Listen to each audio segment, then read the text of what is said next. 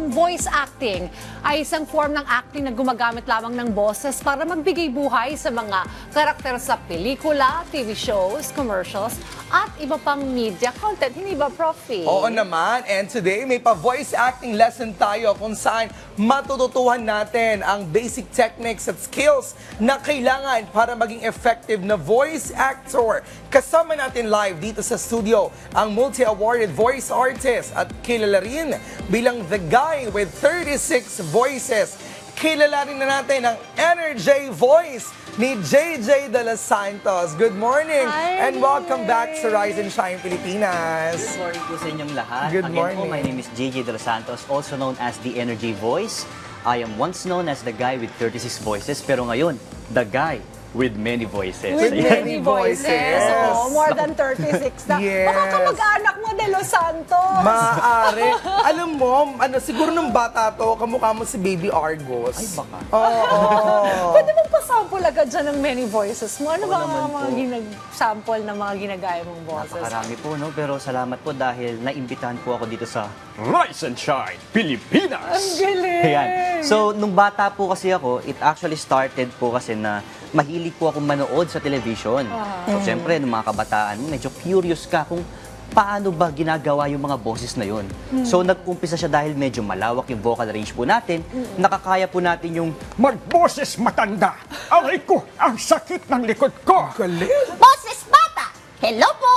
So, ganun po siya nag-develop. And then eventually, parang tinanong ko sa sarili ko, ano ba yung kaya kong mga boses na pwedeng gayahin na maaaliw yung mga tao? And then I made a content wherein gumagaya po ako ng, 36 voices po pala yung mga boses na kaya kong gawin. So, ang paborito ko dating cartoon si SpongeBob SquarePants. Oo, so ganito yung mga boses dito. I'm ready! SpongeBob, how about you make a Krabby Patty for your best friend? Ay, where is my Krabby Patty? SpongeBob, Patrick, you two, where are the orders? Now it's my time to steal the Krabby Patty formula. Meow! So, yun po lahat ng mga characters. Galing. Alam mo lahat ng karakter na kaya niyang gayahin. Kahit siya lang yung voice actor, kaya niyang buuin yung boses. Feeling ko kaya niya rin tayong gayahin mamaya. Ay, Antabayan na talaga? natin yan. But anyway, JJ, ito paano naman doon sa hindi masyado nanonood ng television? Paano naman doon sa hindi gaano kalawak ng voice range? Anong tips ang pwede mong ibigay mo sa amin to become like you? Actually po, ang voice artistry itself is very general, very broad po siya. Okay. It's not just about the acting, yung pag-a-act ng mga boses. Pwede po yan sa pag-voice over sa mga commercials. Pagiging isang broadcaster, you are considered as a voice artist because you are using your voice actually to inform other people. And that's what we promote in Certified Voice Artist Program. We promote voice artistry as an art form. Hindi lang po siya something na pagkukunan mo ng financial, pagkukunan mo ng pagkakakitaan. Yes, there are times na meron ditong kitaan, pero that's not the main thing. The main thing is, paano mo gagamitin yung boses mo to help other people, to inform, and to be inspired. Actually, ang mahirap yung voice acting na yan. Kahit tayong ako, nag-newscast ako, ikaw host ka rin. Yes. Hindi ganun kadali yan. Kahit nga yung tipong voice-over project, parang minsan inisip ko baka hindi bagay rin sa boses ko eh. It has to be meticulously done kapag Oo. nag-voice act ka. Pero sabi nga niya kanina, kahit tayo mismo, mga voice artist na rin pala. Pero iba yung level nung kanya. Totoo. Anong mga paraan mo naman para maalagaan yung kalusugan ng iyong boses? May ganun ba? Kasi yan ang kumbaga, pinagkakaabalahan mo rin ngayon. Baka makatulong rin sa atin na nasa industriyang ito. There are common misconception na wherein kapag voice artist ka, kailangan isakripisyo mo na yung pagkain ng mga maanghang. Okay. Pag-inom ng malamig na tubig. Well, that's not the case. But it's true. Kung ikaw ay magvo-voice recording a day before. Pwede kang kumain ng mga ganong klaseng mga pagkain, but make sure na a day before your recording, iwas-iwasan mo muna. Okay. And then at the same time, siyempre iwasan po natin yung masyadong pagsigaw. Kasi po yun yung madaling makakadamage ng ating boses. And at the same time po, if you want to hone your skill, your talent in voice artistry, kailangan araw-arawin mo yung pag-practice nito. Kahit na manood ka lang ng TV, medyo gayahin mo yung mga dinadub na mga movies, pwede yun. Doon po ako nagsimula. parang ganun din po ang magiging journey ng ibang mga taong aspiring or aspirant na maging isang voice artist. Sa bagay, it doesn't happen overnight. Oo, ikaw ba may kaya ka bang gawin na kakaibang boses? Hindi ko alam, parang wala yata. Si Audrey, kaya niya yung may mga ginagaya Oo, siya, meron mga siya. ibang news anchor. Si Sir Ben Tulfo, nagagaya niya. Tsaka si Ray Langit, kaya niyang gayahin. Oo. Okay. Meron ba kayong mga workshops na pwede rin puntahan, yes po. attendan, para maging kagaya niyo rin ang mga voice artists? Okay. Sa mga baguhan, na tawag nating first-timers or wala pa talagang totally 0% yung experience po nila sa voice artistry, no? Ako po, personally, nag-umpisa po ako sa Certified Voice Artist Program.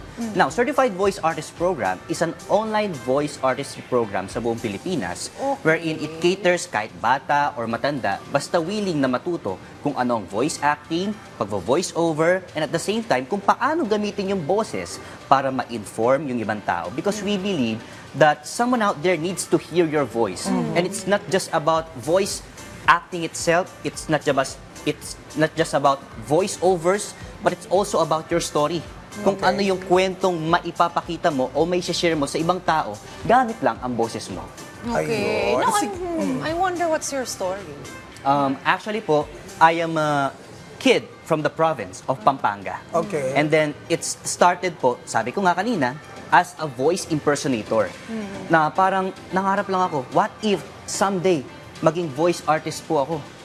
Makilala po ako sa iba't ibang mga televisions, sa iba't ibang mga award-giving bodies, kumbaga, para makilala kung ano yung talent na meron ako.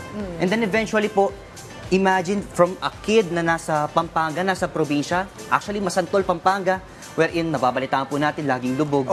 But now, nandito po sa Manila, to share my story na hindi pala imposibleng mangarap kahit nasa probinsya ka lang.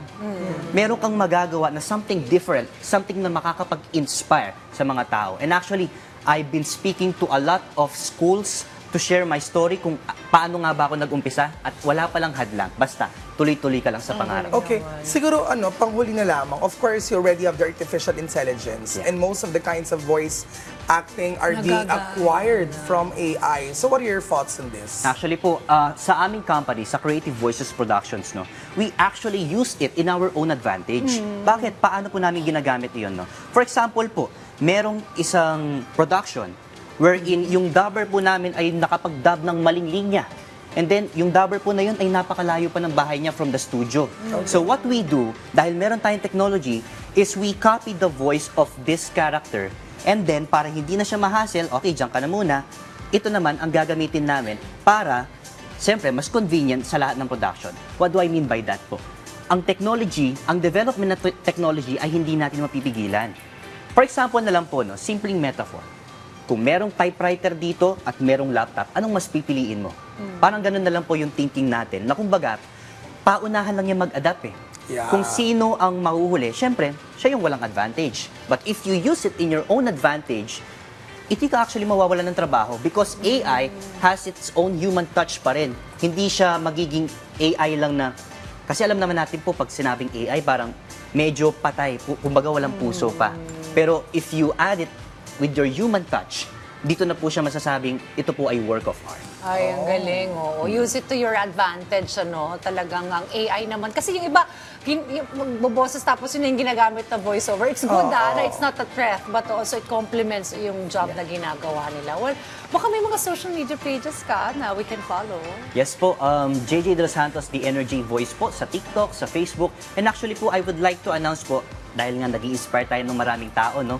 We are planning to build a Bayong Masantol TV news channel po sa aming province, sa Masantol, to inspire other student journalists naman po na magamit ang kanilang boses to inspire or inform other people sa aming bayan po. So, soon launching Bayong Masantol TV sa Masantol, Pampanga. Uy, best of luck para dyan para mas makapagati din tayo ng impormasyon para sa kanila. Maraming salamat sa iyong oras, Sir JJ De Los Santos. The man with many voices. Thanks, JJ!